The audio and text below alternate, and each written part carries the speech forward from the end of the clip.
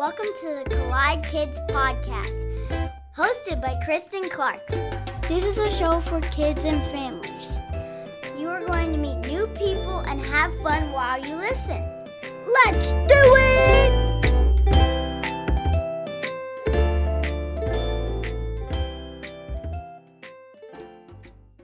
Hey y'all, welcome to the Collide Kids Podcast. I'm your host, Christen Clark. The Collide Kids Podcast is a show for kids and families where we learn together how life and faith collide. I am so glad that you are joining us today on this Good Friday, and I just love that we are about to celebrate Easter, one of the best holidays, and a time where we can reflect on who Jesus is and what he's done for us by dying on the cross, and then 3 days later, he didn't stay dead, he was resurrected, and we get to rejoice about that every day. And that's what makes Good Friday good, right? Well, hey, don't forget to listen to the end of every episode. That's where we have the kids only segment where kids just like you get to be on the podcast. Speaking of kids only segments, I wanted to remind you about a couple more days that we have left of our kids only segment joke contest. So if you would still like to enter into the contest, all you have to do is head over to my website, collidekidspodcast.com, and click the tab at the top that says kids only, and then you can record your joke right there. Or you can head over to my social media accounts like Facebook and Instagram and find ways to send it to me that way. Either way, I hope that you will enter to win. We have some really cool prizes that I can't wait to share with you. So be sure to follow us on Facebook and Instagram to learn more. And also, if you enjoyed today's episode or you think of someone that might need to hear this message, I hope that you will take just a moment to send it to someone. Share it on your social media accounts or send it in a text message and let people know that you enjoy listening to the Collide Kids podcast. Well, I really do believe that you are all going to be encouraged today by our conversation with my guest today. His name is Joel Muddamalle. He serves as the Director of Theology and Research for Proverbs 31 Ministries and Lisa Turkhurst. And he is a part of the preaching team at Transformation Church with Pastor Derwin Gray. Joel earned a PhD in theology, and he loves studying and teaching the brilliant truths found in Scripture and unpacking how they relate to our everyday lives.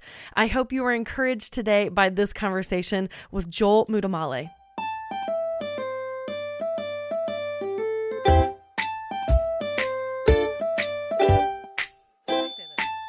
Well, Joel, I am so excited to have you on the Collide Kids podcast today. Well, I'm excited to be with you. This is super fun for me. Yeah, this is so cool. Would you just introduce yourself? Tell us a little bit about who you are and what you do. Yeah, so my name is Joel Muddamalle. I guess technically it's Dr. Joel Muddamalle. I earned a PhD just a few years ago in theology. I get to work for an incredible ministry called Proverbs 31 Ministries. I work for and under my boss, Lisa Turkhurst, who has just a phenomenal Bible teacher, has written some incredible books, some kids' books as well, which are super fun. So my job and responsibility is to bring kind of theological oversight to the different projects that we're working on as a ministry, to Bible study projects. I'm now starting to work on some of my own books and Bible study projects, which is super fun. And I'm a husband. I'm a dad to 4 kids, Liam, Levi, and Lucas. We've got 3 boys, 12, 10, and 8, and then a little girl who was born on Valentine's Day. So This Valentine's Day, she turned 3, and yeah, it's a full house, lots going on. I'm sure everybody could relate to that, but it's super fun. That's amazing. Okay, I have lots of questions for you because I love theology. And so we're going to talk about that today for sure. But before we do that, because this is a podcast for kids, I always have my guests tell me their best joke. So what do you got for me? Yeah, I don't know if it's a best joke, but it might be qualified underneath a dad joke. So okay, I like those. What did the ocean say to the beach? I don't know. Nothing. It just waved. It just waved. That's good. That is a dad joke. That is a dad joke. Yes. So good. And I love the beach too, the ocean. That's so fun. Okay, let's talk about theology. Now, yeah. I love that today's episode is coming out on Good Friday. So can we just start there? Can you talk about what Easter and Good Friday mean to you? Yeah, Good Friday it feels a little paradoxical. Like when you think about what is Good Friday, what happened on Friday. Friday is, the day that Jesus died on the cross. And so one of the first questions that you might even ask is like, what is so good about such a kind of tragic and sad day? And really the goodness of Friday comes into a real clear picture when we understand what took place 3 days later.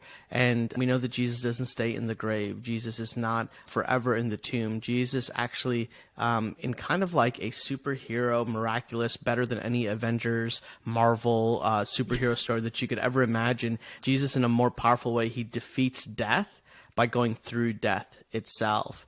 And so Good Friday is the day that we remember just God's kindness to us that is represented in his son Jesus and the immense love that he had for you and I. And so, that's kind of what makes Good Friday good, because Jesus doesn't stay in the tomb. He rises again. And Easter is the day that we celebrate the fact that Jesus is risen and that he ascends. This is kind of an awesome Bible idea. He ascends into the heavens and he sits at the right hand of the Father, which means that he's like alive and well, and he's thinking about us and he loves us. And the Bible talks about how he intercedes on our behalf, which means that he's continued to love us, that his love doesn't stop at the cross or at the grave. It is an ongoing type of love. Yeah, I love, recently I was in a music group at my church and they wanted to sing a song about Christ is risen. And someone else said, we can't sing that. That's an Easter song. And the director said, well, every day is Easter. If you think about it, we're always rejoicing and being excited about what Jesus did for us. So that's so good. Okay, so let's talk about theology. What is theology? Yeah, this is a great question. So theology can feel kind of like this big, massive word. It can feel like a little bit daunting, and it can feel like only certain people are supposed to do theology. But I actually have this really strong belief that if you love Jesus and you love the Bible, then you are a theologian. Like you are doing theology. So what is theology? There was this ancient astronomer. His name is Johannes Kepler, and he was an astronomer, which meant that he studied the stars. And one day he was asked, what is theology? And I love his definition. He said, theology is simply thinking God's thoughts after him. Thinking God's thoughts after him. And so in the same way, when you and I look up into the stars and we look at the stars, we're not creating the stars, We're not placing the stars in their positions. We're simply realizing that the stars are actually already there, and we're trying to make sense of why are the stars there, and how do they relate to other stars, and what is the meaning of those stars for you and I today, and that's where we get constellations and different kind of creative ways to express what these stars are. And so theology is simply a recognition that God has all these amazing infinite thoughts, and he's given them to us in the Bible, in the scriptures, and our responsibility isn't to come up with new thoughts. It's just to recognize that God has already gone before us, and so we want to just think his thoughts after him.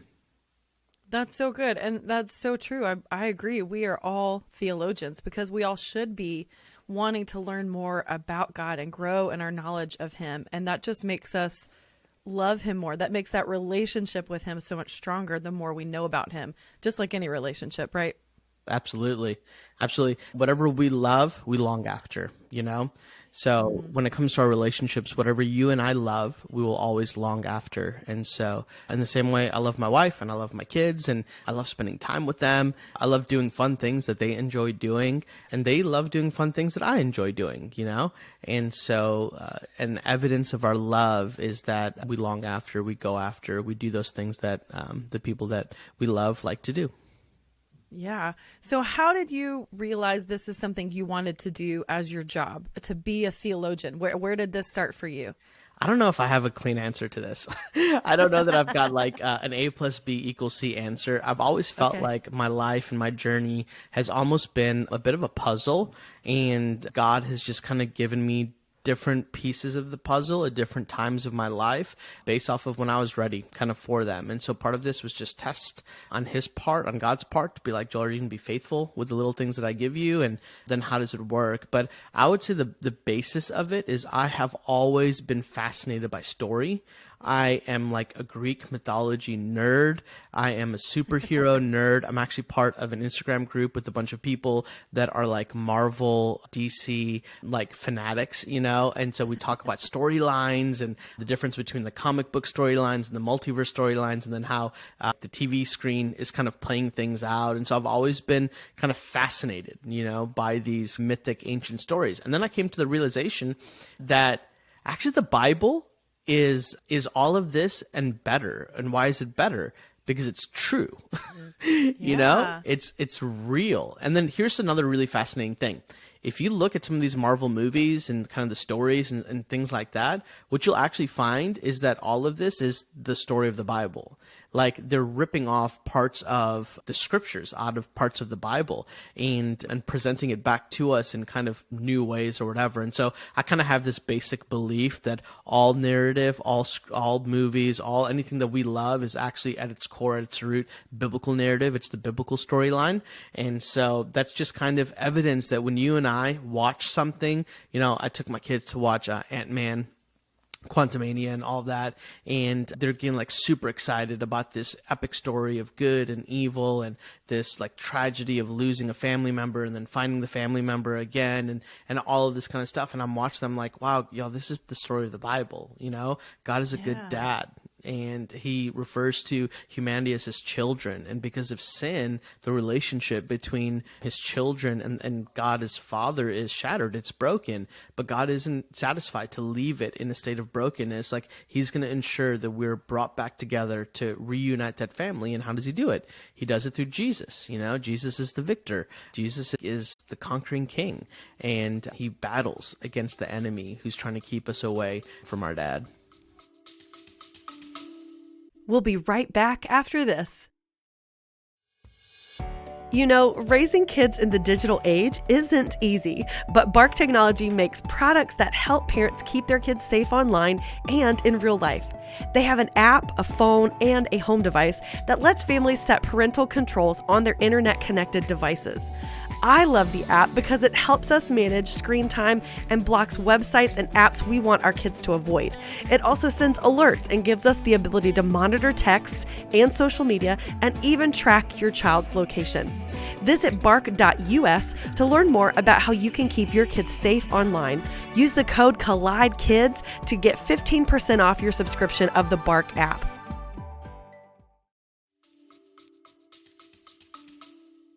Yeah, I love that. Looking for God-themed stories in some of the movies and the books that we read. I think that's really interesting that you can do that too. So yeah, that's something we love to do as well, is to find those. And I agree. I think you really can find a lot of things just in, they'll say a scripture verse and they don't even know they're saying a verse. Exactly. Or things like that. I'm like, that's a Bible verse. So I try not to do that in the theater when, I'll do that at home, but maybe not in the theater. Right. Like you're quoting scripture, but yeah, that's what I'm thinking in my head.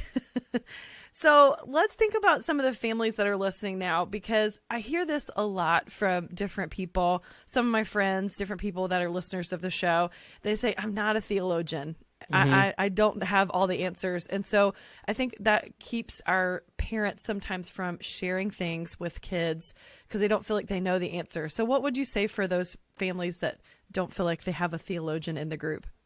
Yeah, again, I would go back to everybody's a theologian, and I would just say that as an encouragement, the kids that you have were given to you by God, and you are the very best people, moms and dads, in order to share the story of God for your kids, to your children. And so if you're nervous, so I think there's a question underneath the question. So let me start with this. I think part of the fear is because we have this tendency to believe that we've got to be perfect. Like we've got to know all the answers, that we've got to be able to give the perfect answer to every question. And I actually don't think that that is what God even intends for us, especially as it relates to our kids. I think one of the most powerful things that can happen with our kids is when they ask us a question and we just say, and this has happened to me recently, like I don't know. Like, that's such a good question. I don't know. Hey, let's explore this together. Let's study this together, and this is the Bible passage that we might want to look at, and you read the passage together and you ask them, what do they think? And then you're processing through what you think. And then maybe you say, hey, I'm going to do a little bit more work on this. And you might go to some resources like the Bible Project, or there's some great free commentaries online, Bible Gateway and Blue Letter Bible. And you take a look at it, and then you bring your kids back and say, hey, I learned this part of it, about this question, and you process together. And so I would just say, instead of viewing that relationship of like, I'm the expert or I've got to have all the answers, and then in order to give to my children, like, what a beautiful, powerful thing to consider. Like, we're both students and we're both learning this thing together, and we're going to process it together, And so that's kind of how I would approach it. And actually I think that's going to be a more powerful part of your relationship with your kids as you study the Bible together, because the scriptures are never something meant to be mastered. Like, we cannot master the Bible, like the Bible is actually in an aim to bring mastery over us, over our lives. And so I don't know, I think that's maybe could be a helpful maybe change of perspective. Yeah. And I shared with you earlier that I'm going to seminary right now, and I've been a Christian for a long time, and I've been learning about the Bible for a long time, and everything that I'm learning in seminary is so exciting and so new. And so something that I've really started to do that I didn't do before is to start sharing with my kids just something new that I'm learning. And so I would say I got really excited today when I learned this, because I think just like letting those kids ask the questions, also letting the kids know that we are still actively learning as parents, I think is just as important, because it lets them know it's okay to ask those questions. That's actually a good thing, to wrestle with these things about theology and learn more and grow. So I think that's great to let your kids ask those questions and go on that adventure with you to learn together. I think that's cool. And it's funny you said that. Recently, I literally just flew back from Montana. I was with Pastor Levi and Jenny Lusko and their church, Fresh Life, and up in Whitefish, Montana. I got to bring my son Levi, who's 10, with me to it. And Pastor Levi and his wife Jenny wrote a great children's book called Roar Like a Lion, and signed a copy of it and gave it to my Levi. It was like the multiverse, like the two Levi's meeting each other. It was super fun. And what was really cool was that that was so powerful. Like, it was such a cool moment for my son, to get this devotional that kind of walks them through different aspects of just life, fear, curiosity, anxiety, all that kind of stuff.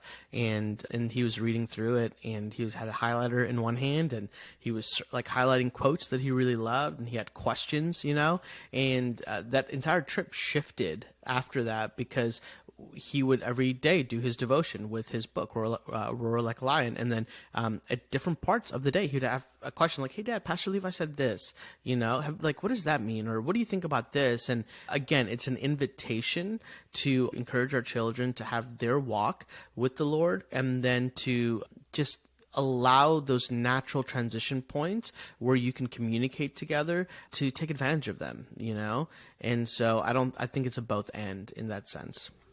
Absolutely. That's so good. And I love they're both named Levi. So they got to collaborate as Levi's. That's so good. So, okay. I love memes like on, social media. And one of my favorites, I think, is talking about how our kids turn into theologians at night right before they're supposed to go to bed, right? So they always come up with the best questions because they're trying to stay awake, or they're trying to do it. But I think there's a lot of kids that do have this natural curiosity about God, and they want to learn more and they want to grow. So how do we encourage that in our kids? Yeah, I think this is so important, and this is not just for our kids, but this is for us as adults too. So I'll preface it that way. But theological imagination and curiosity is a sadly underdeveloped tool, underdeveloped muscle that you and I have, and that our kids are actually naturally exercising all the time. And so one of the things I think that's super important for us as parents to do is to actually allow their curiosity, their imagination to be an encouragement to us to exercise our own curiosity, to exercise our own imagination, So that's kind of one idea. But what is theological curiosity or theological imagination? It's simply walking around, making an observation about something, asking a question about that thing that we made an observation about, and then trying to identify the connecting line between that question and God's answer to that question. So I had a great conversation one day with Dr. Paul Tripp, who has written some incredible books. His New Morning Mercies devotional is one of my favorites. And we were at an event together, and I was asking him just like how with his kids, how did he do everyday discipleship? And he would say my boys love basketball and football. And so he would say, well, Joel, just use the opportunities that you have naturally every day to marvel at the mystery and the might of God. So for instance, Liam plays quarterback. He is a great quarterback. He's 12 years old. He's about to go into middle school. So this sixth grade year is going to be a lot of training so that he can, try out for a quarterback spot. And so one of the things that we do for like theological curiosity or imagination is when Liam is throwing a football, and he throws that perfect spiral, tight spiral, hits his receiver right in the hands. Usually it's his brother, Levi, his younger brother, who's running routes, helping him train. And I'm in the back kind of just, doing the whole routine. We'll pause, and I'll just be like, during break or while we're getting water or whatever, we'll be like, hey, Liam, isn't that crazy that God gave someone the imagination to be able to think we could take this material, turn it into a ball, and in this type of shape that if you hold it just the right way and throw it just the right way, it creates a perfect spiral. And how God gave us these incredibly creative hands that can do so many different things, that we can catch this ball in so many different ways, so that Levi can catch if it's over his head, under his head, if he's got to lean, and just marvel, like make the connection between the creative act that we're doing or the everyday thing that we're doing, and make that direct line connection to, and there is a creative, good and kind God who actually gave us the creativity to even exercise that, and gives us the life, the breath, the ability to actually do those things. And so we actually have endless moments in our life with our children to make that connection and to encourage theological curiosity and imagination in their hearts and in their minds. And then I would just, again, draw that line to us. When we're walking, and we're with our spouse or with our families, we're walking and we see a beautiful sunset or a sunrise early in the morning, like pause and marvel at that, marvel that there's a creative God who he was first imaginative in order to imagine a sunrise and a sunset so that you and I could experience the beauty and the glory of his imagination, that we could be reflectors of that imagination in our vocation, in our families, and in the things that you and I do every day in, day out. And it didn't start with us. It started with God, who gave us that gift, Absolutely. And I think it just takes a couple seconds to pause and to recognize what God is doing or what God has created, or how like amazing things that happen or come together. So just recognizing the little things and how God puts things together is so good and doesn't take a lot of work. We don't have to find the scripture reference for it. Right. Exactly. That's so good. Yeah. So I love the idea of being curious. And I think sometimes people are, especially today, people get a little nervous about being too curious, or about they're struggling with doubts, or they're struggling with making things make sense with the things that they already know. So what would you say for those people that are working through maybe some doubts or struggling to understand something that they don't know that they believe? Yeah, I would say one of the things that we want to kind of return to is the fact that the Christian life is rooted in humility. And humility is something that you and I cultivate.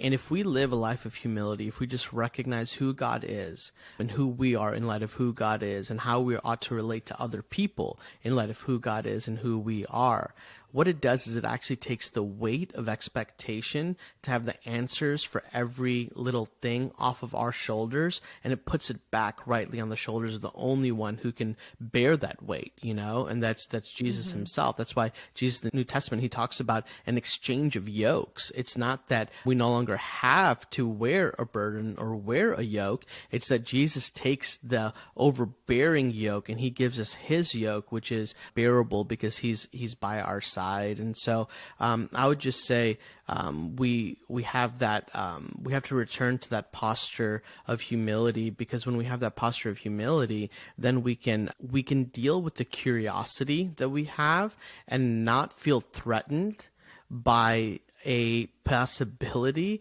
that we don't get the answer that we're looking for, or we land in a spot that just says, I don't know, God, but you do. The book of Job is a great example of that.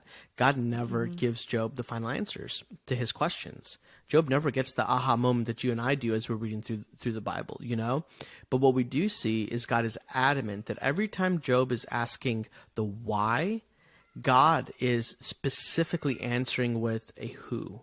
And so for Job's whys, God is giving a who. And the who is who he is, who he has always been, his character and nature throughout time and space. And so, yes, curiosity is a great thing. And yeah, it could feel really scary when we're asking questions and we don't feel like we get the answers that we want. But we also have to remember that God is less keen about answering all of our questions as he is more inclined to help us maybe reframe the questions that we're asking to reflect the desires that he has for us so that we can learn the things that he wants us to know at the right time in the right space. Yeah, that's good. And I think too, God can handle our doubts and he can handle our curiosity. So it's okay for us to bring that to God and to say, I don't know that I believe this, or I don't know if I believe in you. And just wrestle with that. Like you said, have that posture of humility to let God reveal to you what you need to know. So that's good. Thanks for sharing that. Well, this has been so good, Joel. I love learning from you, and I love talking about theology and talking about all things about God. But how can our listeners find more information about you and your resources? You have a lot of YouTube videos and helpful stuff out there. Right? Yeah. So one of the fun things that I get to do is on Tuesdays, I do a thing called Theology Talk Tuesday on my Instagram. So my Instagram is just at Muddamalle, Muddamalle. And if you start typing in those letters, I should pop up. Not too many of that last name out there. And so, on Tuesdays, Instagram ends up being kind of one of the main places that I do a lot of my Bible teaching and answering questions and things like that. On my website, if you just go to muddamalle.com, so the same spelling, just .com, I've got a place there called Bite-Sized Theology. It's a newsletter that comes out once a month, and you basically get to learn theology in 5 minutes or less. And so the goal is to just give you a bite-sized lesson of a theological teaching or topic. And then if you sign up to that, you'll get insights into kind of all the new projects I'm working on. I've got a new book that comes out early next year that I'm super excited to talk more about in the coming days. And and then you can just go to proverbs31.org, and I do a bunch of teaching on the First 5 app. And That's great. That's great. And I love that it's bite-sized theology, because then you have to chew on it for a little while. Yeah, you got to chew on it. You got to think about it. Yeah, exactly. Process it. That's so good. That's so good. Well, thanks so much for doing this today. Before I let you go, I always like to ask my guests to share a memory from when they were a kid. Yeah. So what memory you want to share with us today? Yeah, one of my favorite memories as a kid is that my aunt, Charlene, she lived with us. She had just immigrated from India to the States, and she stayed with us for a while she was getting her college kind of stuff squared away. And she used to read me a bedtime story every night. And I think this may be where my love for story and storytelling kind of came from. But it was kind of a sad story. It was a story about this lion and this cow and a baby cow, and how the mama lion had to basically give her life in exchange for the life of the baby cow, And so it's like a story of sacrifice. And I'm not quite sure that it was the best story to tell a kid going to bed at night. Right before bed. Yeah, I know, right? Like I used to cry apparently at night, and I think my aunt just got a kick out of it. And so she now has 4 kids, and I've tried to repay the favor to those children with fun bedtime stories. So, but definitely my love for story and storytelling and the power of story probably came as a result of those early childhood memories. That's so good. That's awesome. Well, thank you, Joel, so much for being on the show today. This was great. You bet. Thank you for having me.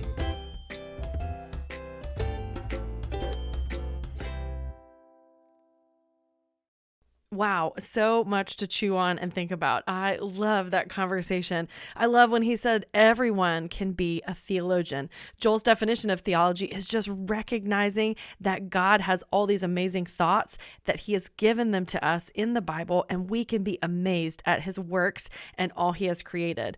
And I really do believe that parents and kids can learn together. Faith is a journey, and it's exciting to learn things about God with each other and ask questions.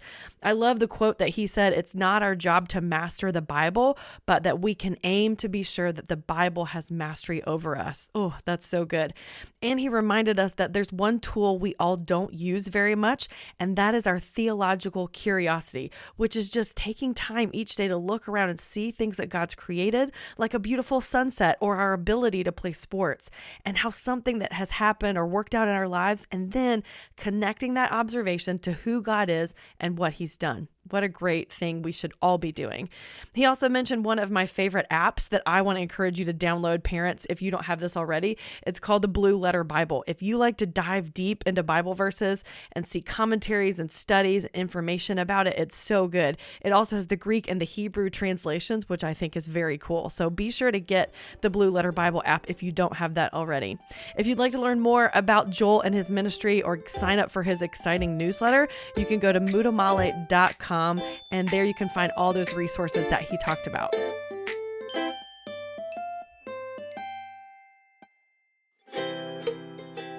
Well, now it's time for the kids only segment. This is the part of the show where you get to be on the podcast. So here is my friend Eli. Hi, my name is Eli, and this is my joke. How do you get a dog to be quiet? Feed it a hush puppy. A hush puppy. I like that joke, and my puppy actually needs that because he's pretty loud. If you would like to be like Eli and be on the podcast, or you would like to enter your joke to win the Kids Only segment joke contest in just a few days, all you have to do is head over to my website, collidekidspodcast.com, and click the tab at the top that says Kids Only. You can record it right there, or you can send it to me through my social media. I'm on Facebook at the Collide Kids Podcast, or on Instagram at Collide Kids Pod. You're welcome to send me your favorite Bible verse, or a song you like, or an encouraging quote, whatever you want to send me. But if you send in those jokes in the next couple days, you'll be entered to win. I'd love for you to support the podcast, and a lot of ways you can do that is by leaving a rating and a review and sharing it with friends and family and letting them know why you like to listen. Also, be sure to follow us on Facebook and Instagram, and check out our website for some fun new things coming up very soon. Well, I hope you guys have an amazing Easter weekend, and I hope that you get to celebrate with your family, ask questions, and in case no one has told you today, I would love to be the first to remind you that God loves you so much. Thanks for listening.